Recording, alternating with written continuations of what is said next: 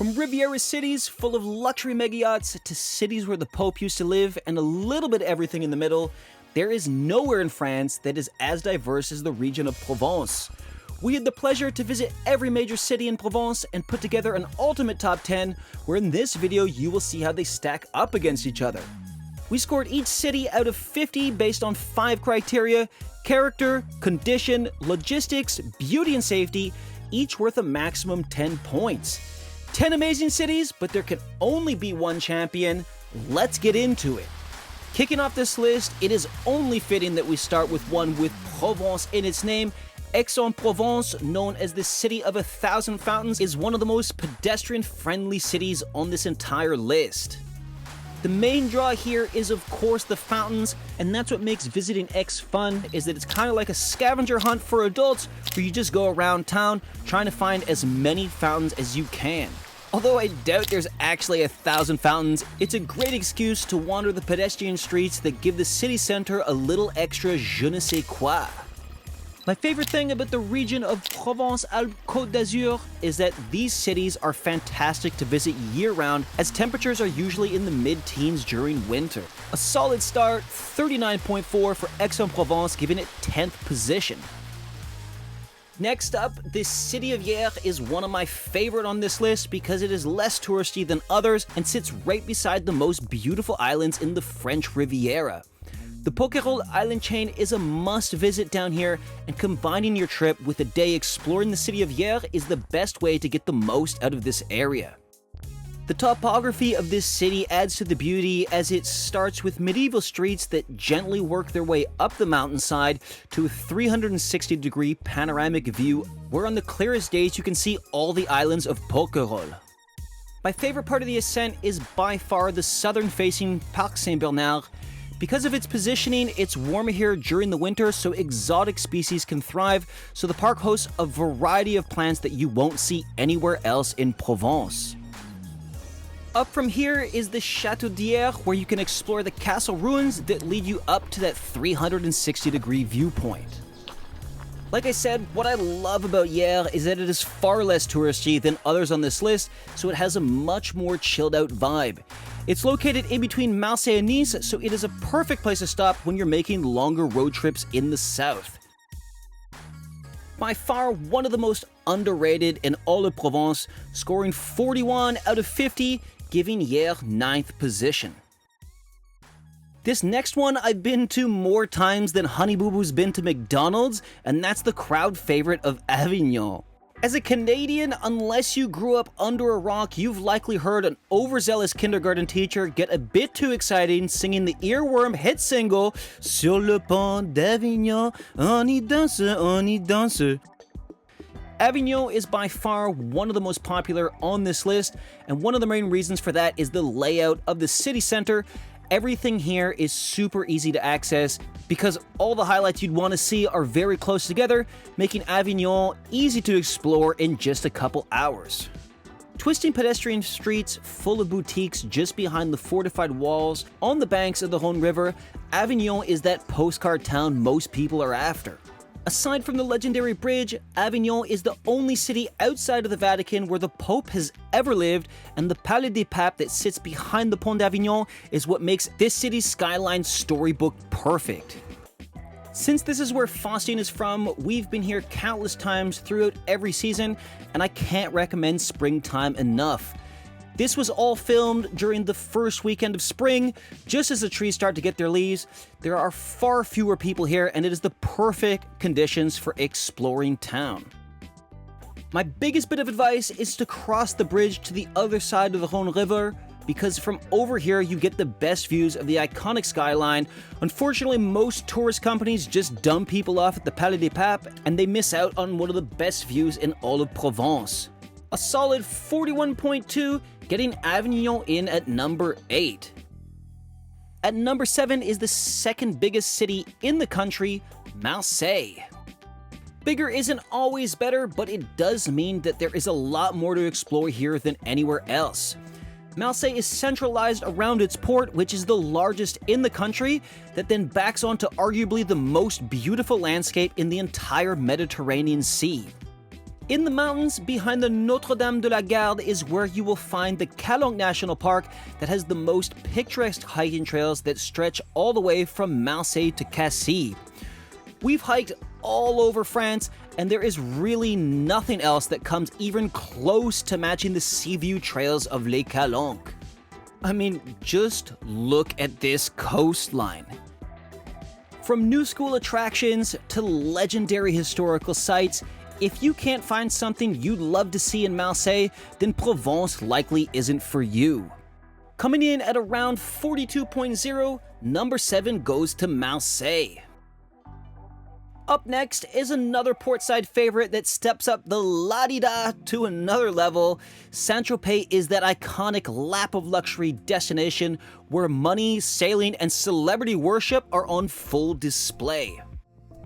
Have a look around the time you plan to visit because there is a good chance that you can line up your trip with a sailing regatta. Sailing events are one of the cornerstones of Saint-Tropez culture, and the vibe in the heart of town is much more energized when they're putting on one of these races. Another favorite pastime in Saint-Tropez is shopping, and all of the highest-end luxury brands are on full display here. If you or your spouse have limited self-control making impulse buys you can't afford, good luck. Next door to the water world of Port-Grimaud and Plus Beau Village de France of Gassin, you can combine your trip to this iconic Riviera destination with plenty of different day trip spots. 300 days of sunshine a year make rolling the dice for good weather much more favorable and helps Saint-Tropez be a hotbed for celebrity action and the perfect place to go over budget. Saint-Tropez rounds out the first 5 on this list, getting a well-deserved 43.2. 5 down and 5 to go. Kicking off the top half of this list, we've got the city of Cannes. This is where we start to get into the stereotypical French Riviera culture, and none more so than the Festival de Cannes, which takes place during spring and is a fantastic time to come see the city in a whole different light. You're gonna see mega yachts, you're gonna see the spot where all your favorite celebrities have made political speeches after receiving awards, and all this takes place on La Croisette, downtown on the Mediterranean Sea, which is one of the most beautiful cityscapes in all of France. From swimming to beautiful refurbished parks, this is a fantastic spot to enjoy the outdoors in one of the sunniest regions in France. Cannes can also be summed up as being a la la land of luxury because you're going to find all those high-end shops here. And in the middle of all this, there are 5-star hotels littered everywhere. La Croisette, just look at this shot here. These images don't even come close to doing justice. The vibe of Cannes is really awesome, and that's why it gets number 5 on this list with 44.4. Next up, coming in 4th, we've got this city of Antibes, and this is the mega yacht capital of the French Riviera. The port of Antibes was expanded to accommodate mega yachts that seem to get larger and larger every year as billionaires get richer, and there is nowhere else in the French Riviera that has as beautiful of a lineup of boats as Antibes. What I like about Antibes is that this port city is super lively and has a very international vibe. You will also find that every village and city that Picasso has lived at in the south, they love to name drop and milk that name, but here you will find the Picasso Museum, which is just behind this cactus garden. But what I do love about Antibes is that it is surrounded by awesome features. You can see during the springtime the snow-capped peaks of the Alps. You've got beautiful, beautiful coastline full of very nice beaches, and there's even a bay of billionaires here, so if you want to see where the crazy rich French people live, this is the place to be. If you've made it this far, you clearly enjoyed this video, so you know what you gotta do. We've got plenty like this coming very soon. Antibes, one of my favorites in the south, just edging out Cannes for 4th place at 44.5. And now it's on to the podium position, and in bronze position, we've got the city of Nice.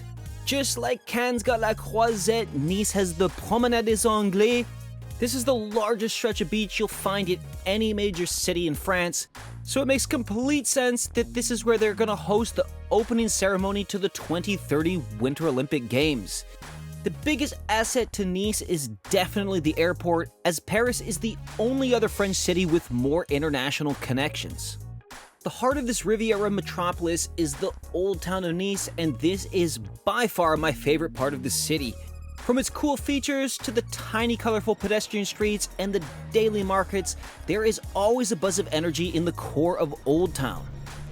Even though it's larger than others on this list, Nice is simple to visit with minimal elevation, and there are plenty of transit options to help you speed things along. A perfect balance of everything gets Nice the bronze, and the amount of culinary specialties here, from soca, tartelette, and pain beignet, are just the cherry on top of such an awesome beachside city. And once you leave town, you're super close to others on this list, so day tripping from Nice as a headquarters is very easy.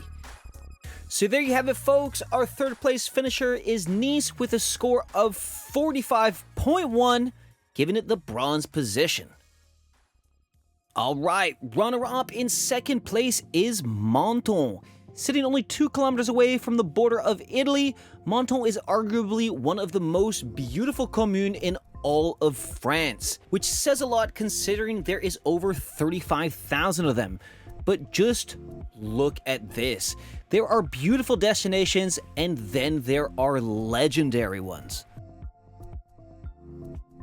It has never happened in the history of mankind that someone comes here, gets a look at the view, and goes, meh.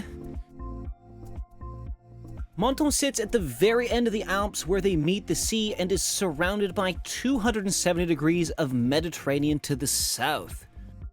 It is also known as the lemon capital of France, where they have a Festival de Citron that takes place every February.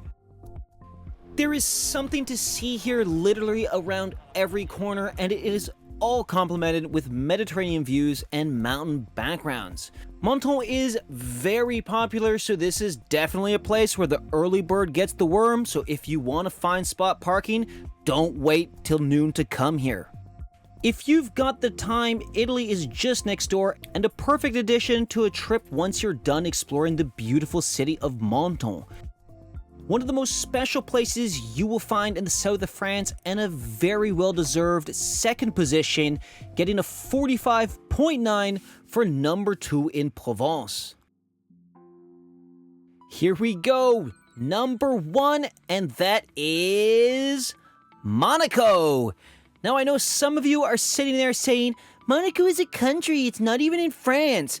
And you are correct, but it is still part of the French Riviera, which is part of the region Provence-Alpes-Côte d'Azur and 100% protected by the French military, so it still qualifies, and Monaco does not disappoint.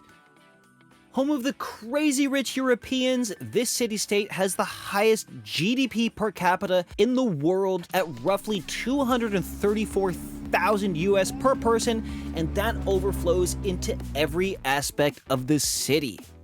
Monaco is by far the cleanest place I've ever visited in Europe, and its classic old school features are getting new neighbors with loads of modern construction projects that have just been completed. From its classic F1 race up to the world-famous Monte Carlo casino, the prestigious luxury world is on full display here, and there is nowhere better in Europe to catch a glimpse of people showing off their souped-up supercars.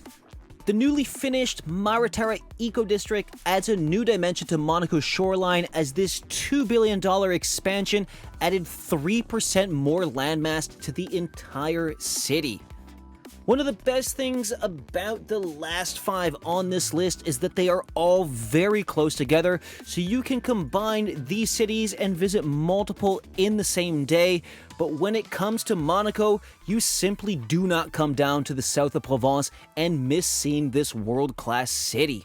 At the end of the day, when we did the math on these rankings, Monaco won by a landslide, getting a 47.9 out of 50 for first place on this list of the 10 best cities to visit in Provence. We had a blast making this video and discovering new hidden features in some of our favorite French cities, and if you need a little extra push to come down here and visit, always remember,